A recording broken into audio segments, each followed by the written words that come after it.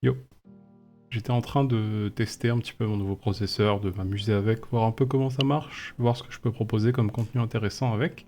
Et j'ai découvert une petite optimisation bien secrète, bien cachée dans Windows, qui permet de doubler les FPS, de passer de 270 à 500 FPS.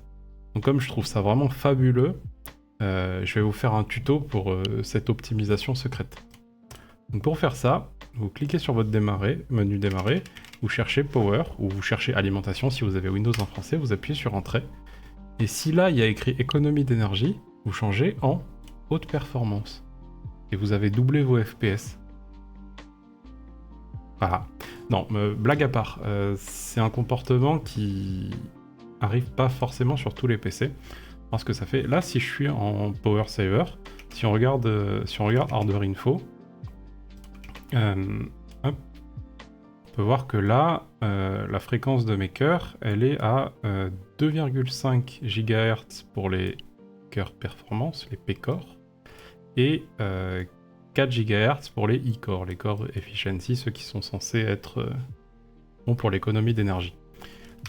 Et dès que je passe en haute performance, ou n'importe quelle autre mode d'alimentation, peu importe, tant que c'est pas économie d'énergie, si je me mets en balance, c'est pareil, et que je re-regarde, immédiatement là, je récupère mes bonnes fréquences. Je récupère mes 5,5 GHz sur les P-Core, et les E-Core, eux, ils changent pas. Ils restent à 4 GHz. Et du coup, passer de 2,5 GHz à 5,5 GHz, bah forcément, c'est ça qui fait la différence de performance dans CSGO. Enfin, c'était une connerie ce que j'ai dit avant, c'est pas une optimisation secrète, etc.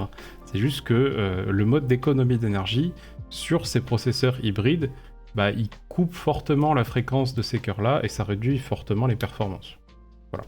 C'est la seule chose qu'il y a à dire, il n'y a pas d'optimisation secrète, ça n'existe pas. C'est un comportement qui est pas toujours présent. Par exemple, j'ai testé avec mon autre PC qui a un Ryzen 5600. Avec l'autre PC, que ce soit en économie d'énergie ou en haute performance, ça change rien aux fréquences. Et ça change pas grand chose aux performances non plus. Si je vais sur ce PC là et que je vais dans mon BIOS et que dans le BIOS je force la fréquence des cœurs, à ce moment-là, cette option là elle a plus aucun impact parce que la fréquence des cœurs elle est fixée dans le BIOS. Sur un ancien CPU, un 8700K, ce comportement n'existait pas non plus. Donc ça sera pas le cas pour tout le monde. Mais dans certains cas, ça peut arriver qu'une bête option comme ça puisse effectivement brider les performances. Et c'est un peu la deuxième partie de cette vidéo, c'est pour ce genre de truc que vous voyez des gens qui disent « Ah ouais, moi j'ai suivi une optimisation et j'ai doublé mes performances ». C'est pas vraiment l'optimisation, vous voyez ce que je veux dire? C'est pas parce que le mec il est parti dans Regedit et il a balancé des clés au hasard. C'est tout simplement un paramètre de Windows qui est accessible très simplement, où il n'y a pas besoin de désactiver 400 services, il n'y a pas besoin de flingue, il n'y a pas besoin de tout désinstaller, il n'y a pas besoin d'enlever le Microsoft Store, etc. C'est des trucs qui sont basiques, tu vois. Tu vérifies ton mode de gestion d'alimentation qui sont en haute performance. Je sais pas, tu désactives l'enregistrement via la Xbox Game Bar, parce que ça prend un peu de performance, mais tout ça, c'est que des options de Windows. Et c'est ça qui fait que tu vas gagner des performances ou non. C'est pas les optimisations, c'est rien d'autre. Voilà.